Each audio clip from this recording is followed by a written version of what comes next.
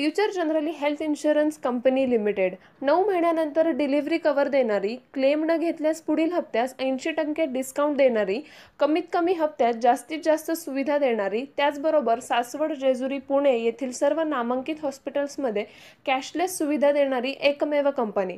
अधिक माहितीसाठी संपर्क शेवते इन्शुरन्स 98 22 32 68 44।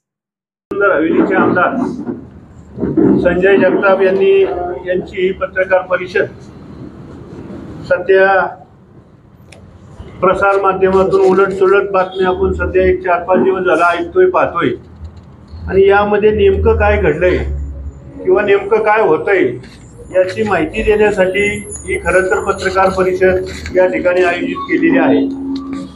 खास करून नवीन मतदार नोंदणी आणि बाकीच्या नावांची शहानिशा तपासणी या मुद्द्याचा कार्यक्रम राज्यभर त्या ठिकाणी चालू आहे। परंतु पुरंदर तालुक्यात जरा थोडंसं उलटसुलट बातम्या देऊन वातावरण खराब करण्याचा प्रयत्न सध्या चाललेला आपल्या लक्षात येतोय आणि म्हणून त्याची सविस्तर माहिती आणि नेमकी काय घटना घडतायत याची वस्तुस्थिती आपल्याला सांगण्यासाठी आमदार या ठिकाणी उपस्थित आहेत। मी सुरुवातीलाच सर्वांना नवीन वर्षाच्या शुभेच्छा देतो आणि तालुका काँग्रेस कमिटीच्या वतीने आपल्या सर्वांचं आपण अल्पवेळात सर्वजण उपस्थित झाला त्याबद्दल पक्षाच्या वतीने आपलं स्वागत करतो आणि आभार मानतो। आमदार साहेबांनी पत्रकार परिषदेच्या विषयाला सुरुवात करावी अशी त्यांना विनंती करतो। तर आपल्याला सगळ्यांना कल्पना आहे की 2 दिवसांपूर्वी माजी मंत्री या तालुक्याचे माजी आमदार विजय शिवतारेंनी त्या ठिकाणी तक्रार केली आणि मोठ्या प्रमाणावरती पत्रकार परिषद घेतली की पुरंदर तालुक्यामध्ये 32,000 त्या ठिकाणी बोगस दुबार नावं ही भिलवडी वांगी मतदारसंघामधून त्या ठिकाणी लावलेली आहेत। तशा प्रकारची तक्रार त्यांनी कलेक्टरांच्याकडे दिली असेल की अजून कोणाकडे दिली असेल, सगळी शासकीय यंत्रणा त्या ठिकाणी उठली आणि सगळ्या शासकीय यंत्रणेने नोटिसा द्यायला सुरुवात केली। काल परत बीजेपीने त्या ठिकाणी एक पत्रकार परिषद घेतली आणि त्यांनी सांगितलं की सासवडला 3200 नावं बोगस लावलेली आहेत। सगळ्यात महत्त्वाचं सासवडला नावं किती आहेत आणि त्याच्यामध्ये आत्ताच्या चालू यादीमध्ये बोगस म्हणता येतील, दुबार म्हणता येतील त्या नावांची आपल्या सगळ्यांच्या समोर ती जी नावं आहेत ती कुठली आहेत हे आम्ही शोधून देतोय, जे सरकारी यंत्रणेचं काम आहे। तत्पूर्वी अण्णांनी मगाशी सांगितल्याप्रमाणे 2019 पासून म्हणजे मी ज्या दिवशी या तालुक्याचा लोकप्रतिनिधी झालो तेव्हापासून निवडणूक आयोगाला सातत्याने मी त्यांच्याशी मीटिंग करतो आहे, त्यांना पत्र दिलेले आहेत, त्यांच्या पत्रांची उत्तरं आलेली आहेत मला। म्हणजे निवडणूक आयुक्त राज्य निवडणूक आयोगाला मी 30/12 पत्र दिलं होतं 2021ला, राज्य निवडणूक आयोगाला मेल केला होता त्याच्यानंतर नोव्हेंबरमध्ये, राज्य निवडणूक आयोगाकडून 26 जुलैला मला उत्तर आलं की मतदार यादीतील दुबार आणि मयत नावांची छाननी करून वगळणे हे त्यांनी कलेक्टर महोदयांना आणि जिल्ह्याच्या निवडणूक आयोगाला पत्र लिहिलेलं आहे निवडणूक आयोगाने, बरोबर। ह्याच्यावर कुठली कारवाई जिल्ह्याच्या निवडणूक आयोगाने केली नाही। त्यानंतर परत एक पत्र 23 जुलैला दुसरं पत्र आलं, त्याच्यामध्ये ही सेम गोष्ट त्यांनी सांगितली, ह्या कुठलाही कारवाई केल्या नाहीत। त्यानंतर ह्या महोदयांनी 32,000ची एक यादी तयार केली। तुम्ही जर ही यादी मी तुम्हाला वाचनासाठी देतो, एक नाव काही ठिकाणी 30 वेळा आलेलं आहे। आता या तालुक्यामध्ये संजय जगताप 135 आहेत, संजय चंद्रकांत जगताप आहेत ना, मग यांनी प्रयत्नही केला माझ्या निवडणुकीच्या वेळेस संजय चंद्रकांत जगताप यावेत उमेदवार म्हणून, असे संजय चंद्रकांत जगताप 14 आहेत, पण हे सगळे वेगवेगळे आहेत। अशा प्रकारे ही नावं दिली।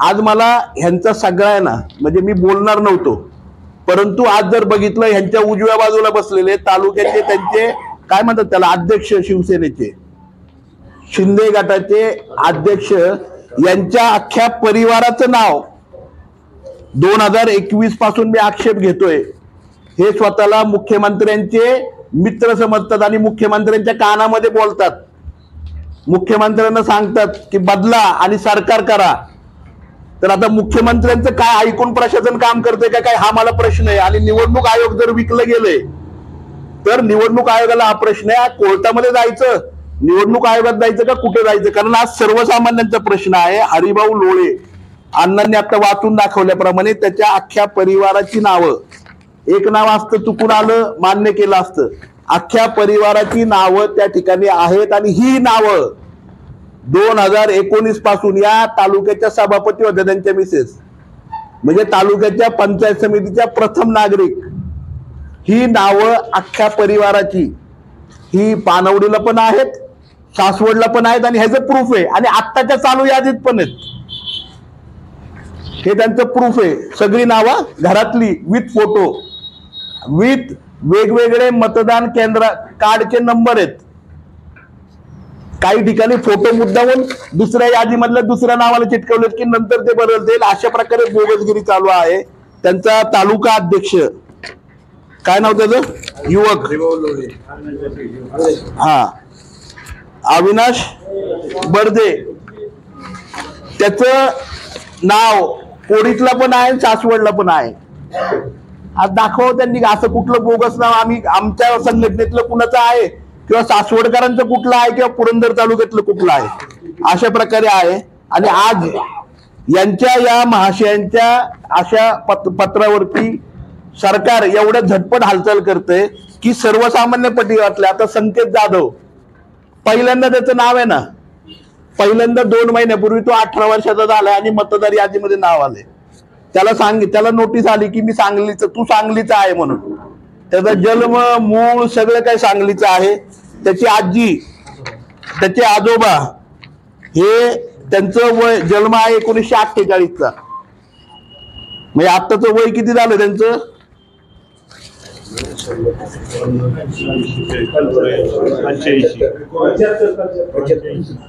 बरोबर. त्या महोदयांना काय सांगितलं गेलं की तुम्ही सांगलीचे, त्यांना नोटीस आली आहे सांगलीची. हे निगडे म्हणून एक महिला आहे,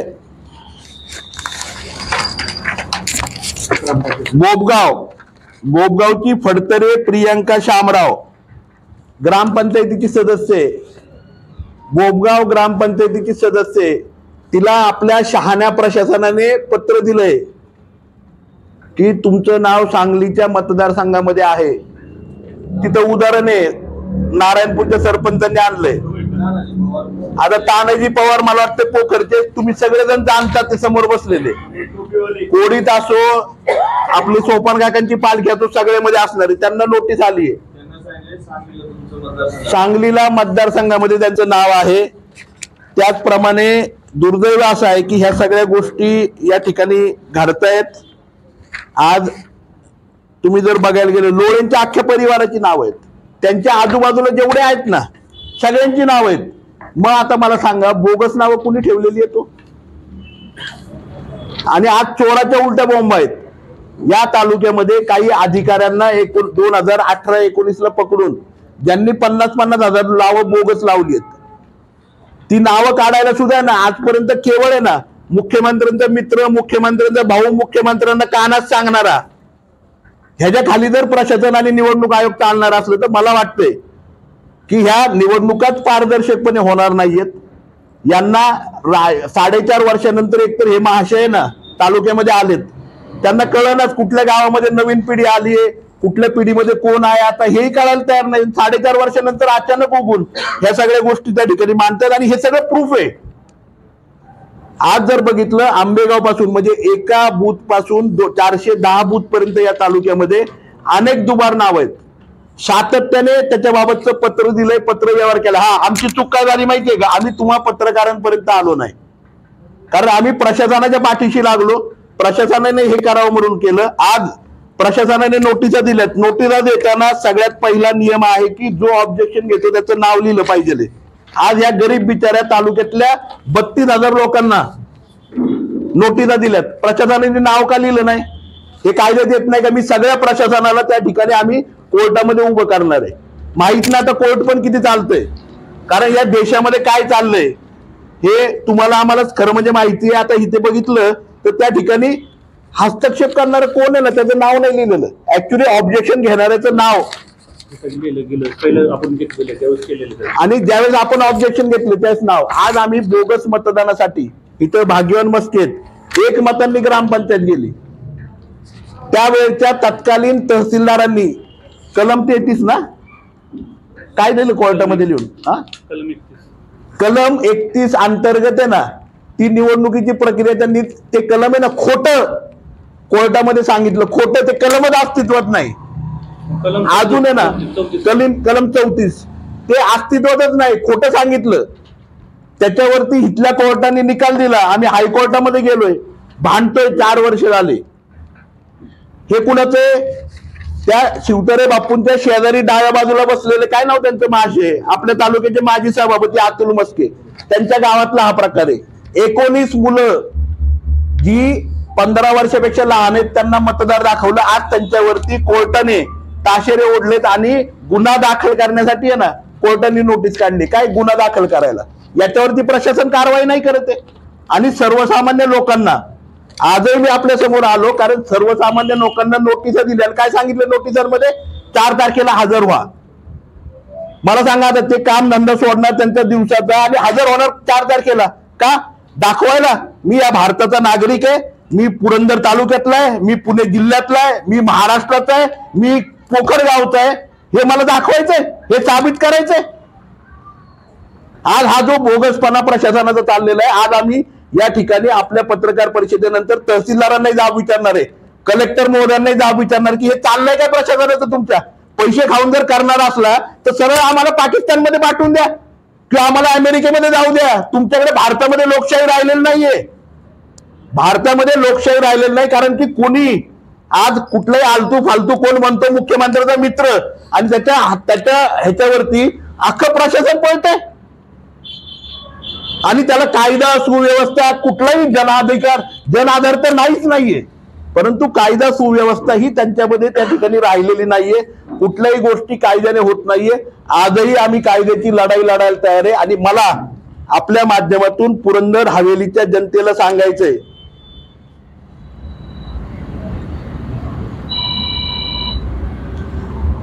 आज मला पुरंदरच्या मला हे आलंय 400-500 नाव आहेत ना नीरेमध्ये दुबार लागले ते तिथल्या ग्रामपंचायतीच्या सदस्यांनी आहे ना आणि मार्केट कमिटीच्या डायरेक्टरनी कंप्लेंट केली. ह्याच्यावर कारवाई नाही केली कुठली. आणि आज कोंडेवाडीचं एका महिला आहेत आपल्या कोंडेवाडीच्या निगडे म्हणून महिला आहेत त्यांच्या नावाचं साम्य काही नाही फक्त नाव आहे बरोबर सुमनबाई काहीतरी आहे. कुठे ते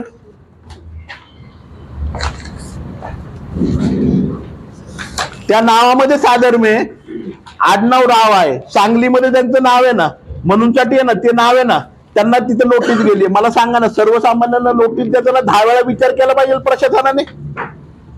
आज त्या ठिकाणी मला एक सांगायचं की यांचा तालुका अध्यक्ष याच्यावरती पहिल्यांदा प्रशासनाने गुन्हा दाखल केला पाहिजे. नाही जर गुन्हा दाखल केला तर आम्हाला लढा सुरू करायला लागेल कलेक्टरच्या विरुद्ध. कलेक्टरला सस्पेंड करा, तहसीलदारला सस्पेंड करा त्यावेळेसच्या तत्कालीन आणि त्यावेळेसच्या तत्कालीन सगळ्यांना सस्पेंड करा, सगळ्या अधिकाऱ्यांना ज्यांनी ह्याच्यावरती कारवाई केली नाही ज्यावेळेस निवडणूक आयोगाने पत्र दिल्यानंतर सुद्धा. आणि तुम्ही चोराला पाठीशी घालताय आणि जर ते सस्पेंड नाही केलं त्यांना किंवा जर त्यांच्यावरती कारवाई गुन्हा दाखल नाही झाला तर त्या ठिकाणी मी जाहीरपणे सांगतो की आम्ही आंदोलनाचा इशारा त्या ठिकाणी देतोय. आता इथे पुरंदरमध्ये एका महिलेचं नाव सुशीला बबन कोंडे तिकडे 285 मध्ये म्हणजे त्यांचंच नोटीस वाचून दाखवतो मी तहसीलदाराने दिलेलं. राव सुशीला बबन आहे आणि इथं सुशीला बबन कोंडे. आता मला सांगा ह्याच्यावरती दोघींचा ओळखपत्र वेगळं आहे नोटीस पाठवली. आता ह्या महिला कोंडेवाडीचं आपलं गाव सोडून 4 तारखेला तहसीलदारांची वाट बघत बसणार आहेत का तिथं. नाही आल्या तर तुमचं नाव कमी करण्यात येईल. म्हणजे तुम्हाला मतदारांना कमी करायचंय, तालुक्यातल्या लोकांना कमी करायचंय. आज मला एक सांगायचंय भारतामध्ये कायदा आणि सुव्यवस्था काय म्हणते, कायदा काय म्हणतो, न्यायालय काय म्हणतं. चुकीच्या माणसाला शिक्षा झाली नाही पाहिजे. आज चुकीच्या माणसाला शिक्षा तर पहिली होती आणि चोर शिरजोर झालेले. म्हणूनसाठी मला आपल्या सगळ्यांना विनंती आहे, आपल्या चॅनलच्या माध्यमातून विनंती आहे की आज आपल्या राज्यामध्ये बाजार बुनग्यांची गर्दी खूप जास्त झाली.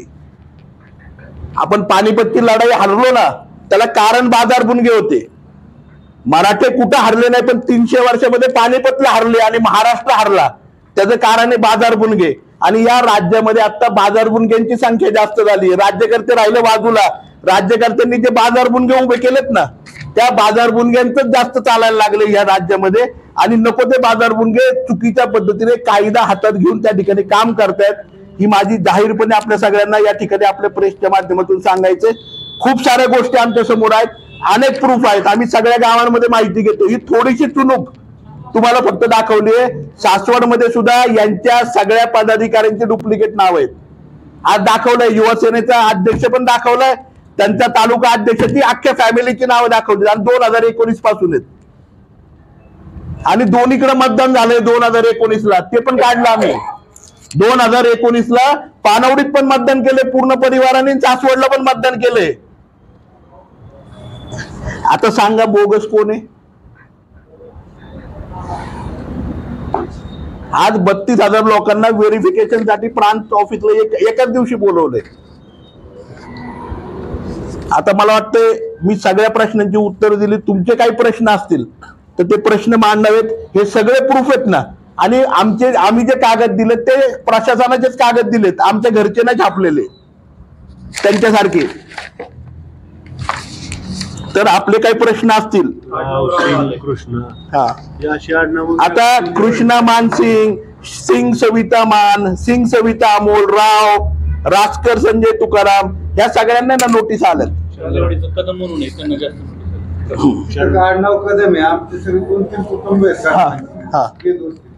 सगळ्यांना नोटीस आहे. आणि हे काय शोधून शोधून केलेलं आहे. आज मला सांगा ना, तुम्ही एका मूर्खाच्या नादी लागून आणि चोराच्या नादी लागून, चोर आहे चोर अख्ख्या ह्याचा, म्हणजे ही जर रिअल इस्टेट ब्रोकर एजंट, मंत्रालयात फाईल गोळा करणारा, काय बघितलं पुरंदर हवेली तालुक्याच्या जनतेने माहित नाही त्याच्याकडं, पण मंत्रालयामध्ये फाईलवरती पैसे गोळा करणाऱ्याला या तालुक्याचा लोकप्रतिनिधी केलं लोकांनी. आणि आज आहे ना, हे सगळ्या गोष्टी आहेत ना 32,000 लोकांना भोगायला लागतात. आज मला विनंती करायची आपल्या सगळ्यांना की आपण ह्या सगळ्या गोष्टी आपल्या चॅनलच्या माध्यमातून मांडाव्यात.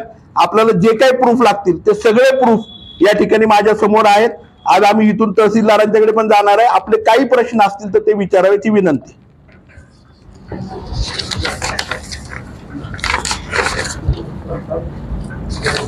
काही प्रश्न विचारायचे का? आता बोगसचा आकडा खरं म्हणजे काढायला लागेल, खरे बोगस. कारण ज्यांनी पत्रकार परिषद घेतली ना की या तालुक्यामध्ये बोगस आहेत, ते स्वतःच बोगस आहेत हे इथं दिसलंय. त्यांच्या आजूबाजूचे पण, त्यांचे पदाधिकारी सुद्धा, त्यांच्या पदाधिकाऱ्यांच्या घरातले सुद्धा, ह्यांनी स्वतः बोगसगिरी केलेली आहे. 2 ओळखपत्र काढतो, याचा अर्थ काय? आणि एकाचं चुकून आलं आपण मान्य करू शकतो, टायपिंग मिस्टेक चुकून आलं, या यादीतलं नाव दुसरीकडे आलं, अख्ख्या परिवाराचं येतं. आणि त्यामुळे आमची एकच विनंती आहे प्रशासनाला, या तालुक्यामध्ये जर तुम्हाला करायचे तर 1 ते अख्खे 410 बूथ, सगळ्या बूथचं दुबार नोंदणीचं तुम्ही करा, सगळ्यांच्यावरती त्या ठिकाणी कारवाई करा, सगळे नावं दूर करा. आमची काहीच हरकत नाहीये. आणि आमचं मत आहे, मी 2019 पासून फॉलोअप करतोय. मी कुठेही म्हणलं नाही कोणाला बोगस आहे त्यांनी बोगस केले.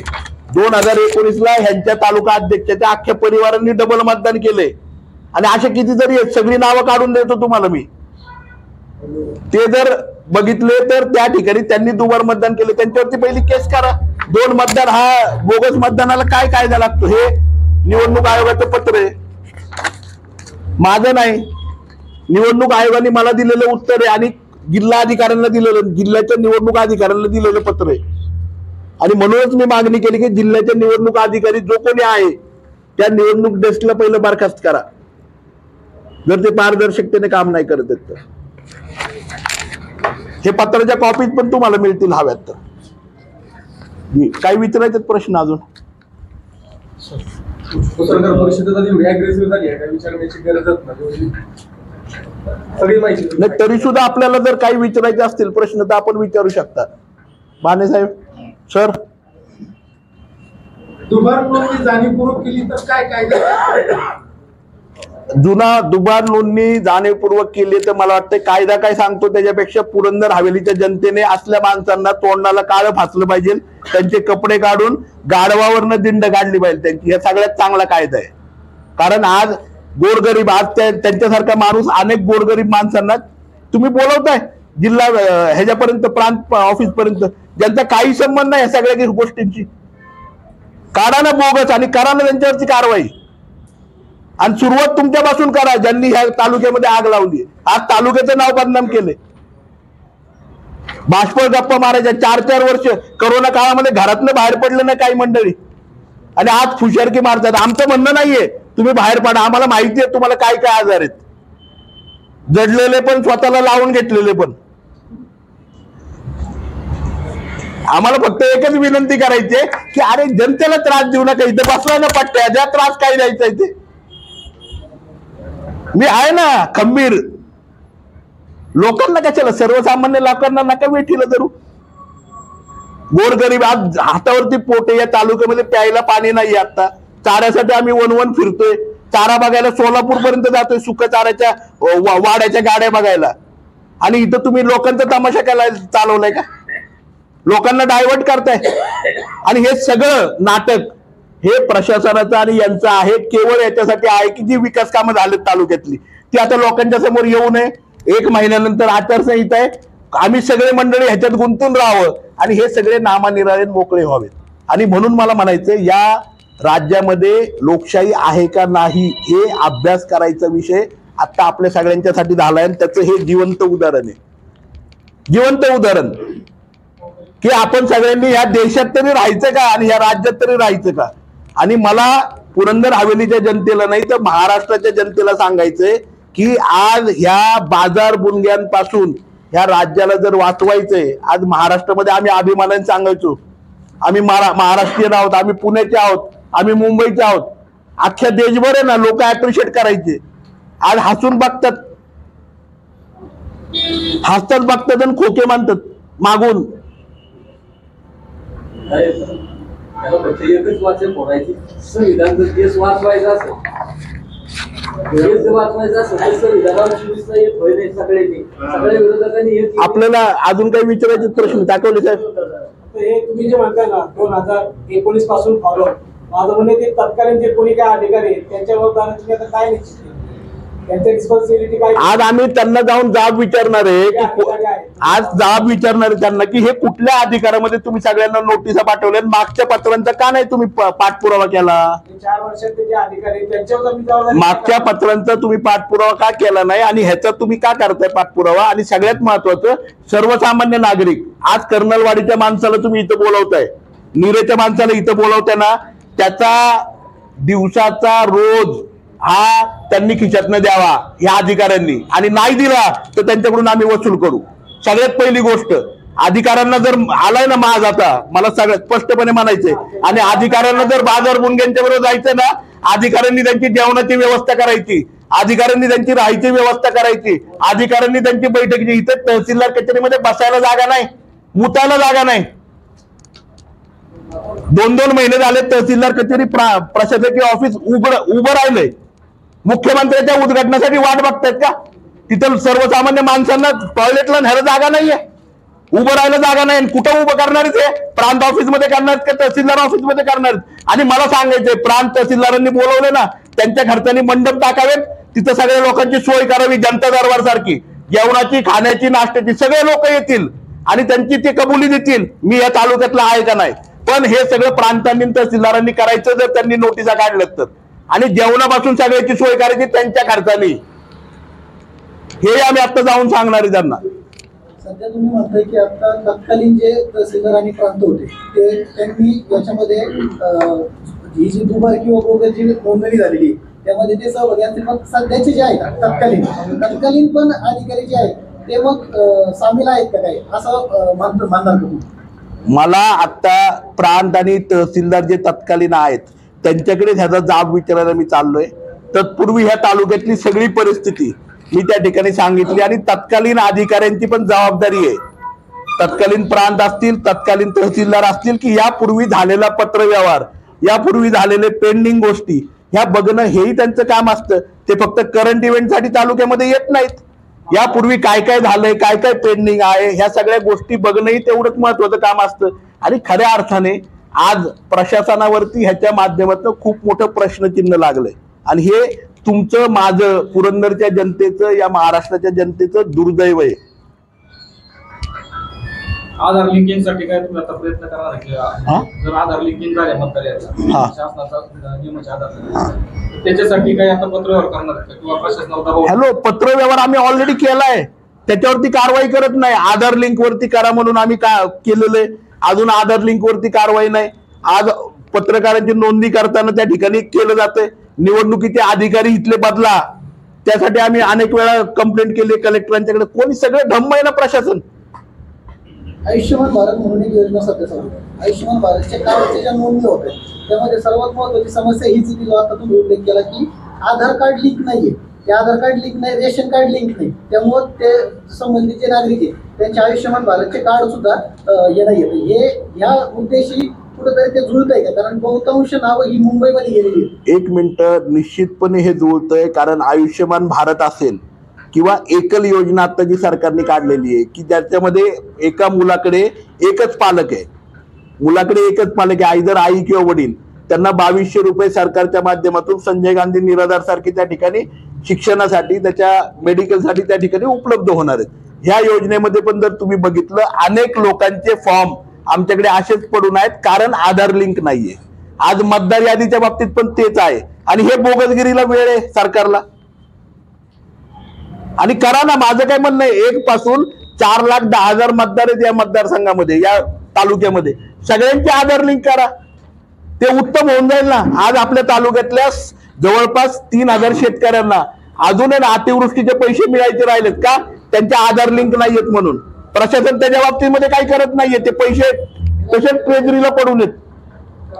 2.25 कोटी रुपये ट्रेझरीला तसेच पडून आहेत. त्याच्यात बाबत नाही काही करत आहे.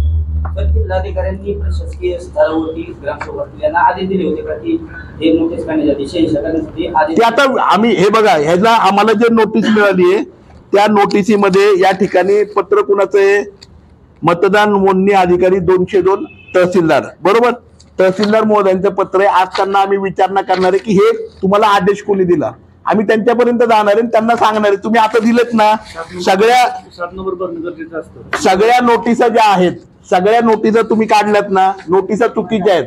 पण आता लोकांना बोलवले ना, मंडप टाका, जेवणाची व्यवस्था करा, त्यांच्यासाठी सगळ्या सुविधा करा. नाही केल्या तर जोडा आमचा आहे, नाही केलं तर जोडा आमचा आहे, हे आम्ही त्यांना स्पष्टपणे सांगणार आहे. मग तहसीलदारांना जर कलेक्टरांनी सांगितलं असेल कलेक्टरांच्याकडे जाऊ, कलेक्टरांना जर कमिशनरनी सांगितलं असेल कमिशनरांच्याकडे जाऊ, कमिशनरांना जर मुख्यमंत्र्यांचा फोन आला असेल तर मुख्यमंत्र्यांकडे जाऊ. तुमच्याकडे हरकत यादी प्राप्त झाली, त्याच्यामध्ये 7चे फॉर्म आहेत. 7चा फॉर्म कुठेही नाहीये. 7च्या फॉर्म मध्ये स्पेसिफिकली म्हटलं जातं हरकत कुणी घेतलं त्याचं नाव दिलं जातं. त्यामुळे ही कुठली नोटीस आहे ना, खरं म्हणजे कायद्याला धरून नाहीये. आणि 7चा फॉर्म आहे ना, हा असा भरला जातो, त्याच्यामध्ये नाव असतं. आम्हाला हेही मान्य आहे की तुम्हाला एवढे सगळे बोगस सापडले म्हणून तुम्ही दिले. आला तर ही यादी तुम्ही सगळ्यांनी चाळून बघा. पहिलं तर आहेत ना, ही 32,000 नावं आहेत ना, ही 16,000 नावांची 2 वेगवेगळी मिक्स केली आहेत. काही नावं आहेत ना 30 वेळा एकत्र आलेत. म्हणजे तसं बघायला गेलं म्हणजे मला वाचायला वेळ मिळाला नाही, कारण कालच मला ही यादी उपलब्ध झाली. पण तसं बघायला गेलं तर ही 3,000च नाव आहेत. पण जवळपास 32,000 जणांना तुम्ही मानसिकता देताय. आणि 3,000 नावं कसली आहेत माहितीये का? साम्य असणारी, मी जसं सांगितलं ना तुम्हाला ती. आणि जी बोगस आहेत ती राहिलीच नामनिर्धारित. हे एकालाही नोटीस नाहीये. अहो, लोळेंच्या परिवाराला नोटीस नाही, बडदेंच्या परिवाराला नोटीस नाही. हे हास्यास्पद आहे का नाहीये? ज्यांनी ऑब्जेक्शन घेतलं त्यांचं तरी चेक करा पहिलं, तो गुन्हेगार आहे का साधू आहे?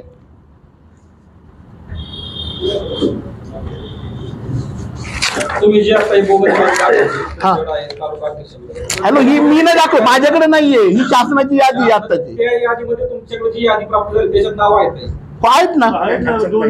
नाही ना, हरकतीत नाहीये नावं. तेच मी म्हणतोय ना, ज्यांनी कंप्लेंट केली ना स्वतःची नावं नाही लिहिली त्याच्यामध्ये, त्यांनी ही नावं लिहिली आहेत. नोटीस नाही, ह्यांना कुणालाही नोटीस नाहीये. आणि ही दुबार आहेत ना. आणि सगळ्यात महत्वाचं, सगळ्यांचे मतदानाचे आय कार्ड पण वेगवेगळे बनवलेत.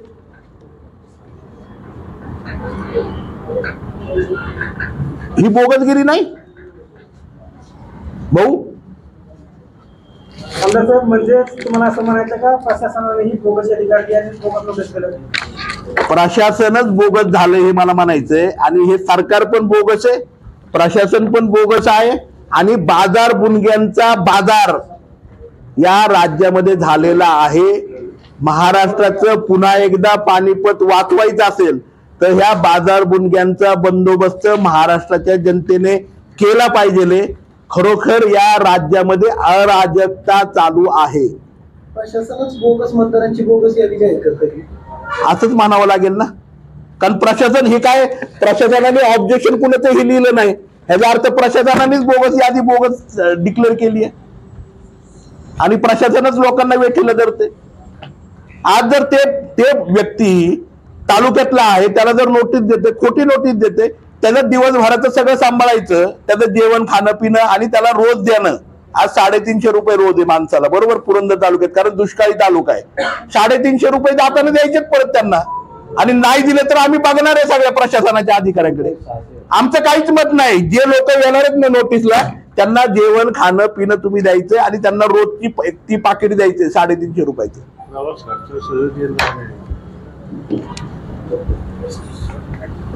निवडणुकीचा कार्यक्रम अंतिम टप्प्यात आता लोकसभा निवडणूक प्रचारात लागणार आहे आणि निवडणूक आयोग तीव्र आरोप देखील सगळे म्हणजे थोडे दिवसात, तर एवढ्यात आपल्याला नाही भेटलं तर आपली पुढची भूमिका काय असते? निश्चितपणे मी आव्हान करेल पुरंदर हवेलीच्या जनतेला आणि तुमच्या सर्वांच्या चॅनलच्या माध्यमातून महाराष्ट्राच्या जनतेला, आज आहे ना संविधान आणि महाराष्ट्र वाचवणं हे तुमच्या आमच्या हातामध्ये.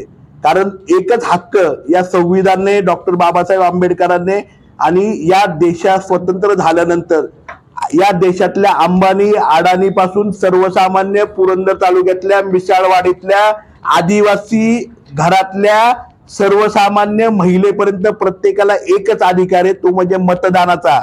आता सगळं हिरावून घेतलंय, मतदानाचा अधिकार पण हिरावून घेणार आहेत. आज जागरूक होणं मतदार राजाने हे खूप गरजेचं आहे, कारण आज ते तुमच्या आमच्या घरापर्यंत आलेत, उद्या घरामध्ये घुसायला कमी करणार नाहीयेत. निवडणूक प्रक्रिया ही प्रांत आणि तहसीलदार यांच्या माध्यमातूनच राबवली जाते मुख्यत्वे. आता जर तुम्ही म्हणताय की प्रशासकीय अधिकाऱ्यांकडूनच या बोगस याद्या किंवा बोगस मतदारांची नावं जाहीर केली जातात, की आगामी जी येणारी निवडणूक आहे, ती लोकसभा असो, विधानसभा असो किंवा स्थानिक स्वराज्य संस्थांची असो, ती पारदर्शक होईल का? याद्या पारदर्शक कराव्यात, मग निवडणुका घ्यावी, ही माझं जाहीरपणे हे. आज तुम्ही जर बघितलं असेल, निवडणूक आयोगाचा शेड्यूल प्रोग्राम असतो. 4 जानेवारीला निवडणूक आयोग याद्या डिक्लेअर करणार होतं. आम्हाला कालच समजलं की 22 जानेवारीला करणार आहे. का माहित नाही, पण चला आम्ही म्हणतोय की आता हे बोगसगिरी तरी बाहेर येईल. आज ह्या तालुक्यामध्ये म्हणजे राज्यामध्ये काय चाललंय बघा ना. राज्याचा पत्र आहे माझ्याकडे, मला सगळ्यांना सांगायचंय, म्हणजे ह्याच्यावरती आपण वापू करत नाही. मी विधिमंडळामध्ये पण बोललो याच्यावरती की राज्याच्या काय ते म्हणतात अँटी करप्शनच्या आयुक्तांनी पत्र दिलंय कृषी आयुक्तांना 2017ला, आणि मी या तालुक्याचा लोकप्रतिनिधी म्हणून माझ्या तालुक्यामध्ये आज तीव्र दुष्काळ आहे. 40 तालुके या राज्यातले 288 पैकी, त्यामध्ये 40 तालुक्यांमध्ये पुरंदर तालुका आहे. जलयुक्त शिवार हे कार्यक्रम त्या ठिकाणी राबवला गेला आणि मोठ्या प्रमाणावरती भ्रष्टाचार झाला.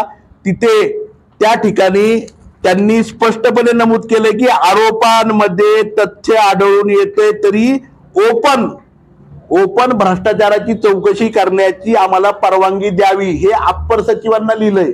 अजूनपर्यंत महाराष्ट्र शासनाने याच्यावरती कुठली कारवाई केली नाही.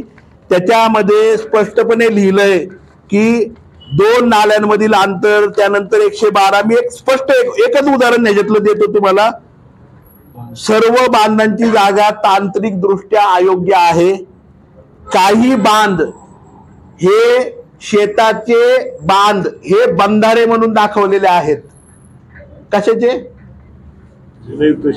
मातीनाला बंधारा. कृषी अधिकारी कर्मचारी यांच्या नातेवाईकांना काम दिलेले आहेत. आणि या पत्राला, अँटी करप्शनने दिलेल्या पत्राला, जे आम्हाला बोगस म्हणतात ना, त्या तत्कालीन त्या काळातले राज्यमंत्री या राज्याचे आणि आपल्या तालुक्याचे लोकप्रतिनिधी यांनी कृषी अधिकाऱ्यांना आणि अप्पर मुख्य सचिवांना पत्र दिलं की ह्याच्यामध्ये कुठलाही तथ्य आणि भ्रष्टाचार नाहीये, तुम्ही चौकशी करू नका. आणि हे कोण, कुठल्या व्यक्तीने किंवा कुणी नाही आरोप केलेला, या राज्याच्या अँटी करप्शनच्या कमिशनरने दिलंय. त्याच्या अगोदरचं कमिशनरला आलेलं पत्र पण आहे आमच्याकडे आणि सविस्तर पत्र आहे. ह्याची कॉपी पण हवी असली तुम्हाला तर त्या ठिकाणी मिळेल. हे बघा, नाला बांध क्रमांक 119 मध्ये नाला अस्तित्वात नसून शेताच्या बांधाचे रूपांतर नाला बांधामध्ये केले आहे. ह्याच्यापेक्षा वेगळा भ्रष्टाचार काय असू शकतो? असू शकतो भाऊ काय भ्रष्टाचार याच्यापेक्षा? आणि ह्या सगळ्या गोष्टी पाठीशी घालताय, ह्या गोष्टीचं पाठीशी घालताय. आज आमचा जो एकमेव हक्क संविधानाच्या माध्यमातून या देशाचा नागरिक म्हणून आहे, तोही हक्क आमच्याकडून बाजूला करून घेत आहे. आणि तो मतदानाचा, हे अराजकता नाही तर काय? असो ना, मला वाटतं खूप साऱ्या गोष्टी मी चॅनेलवाले झाले काय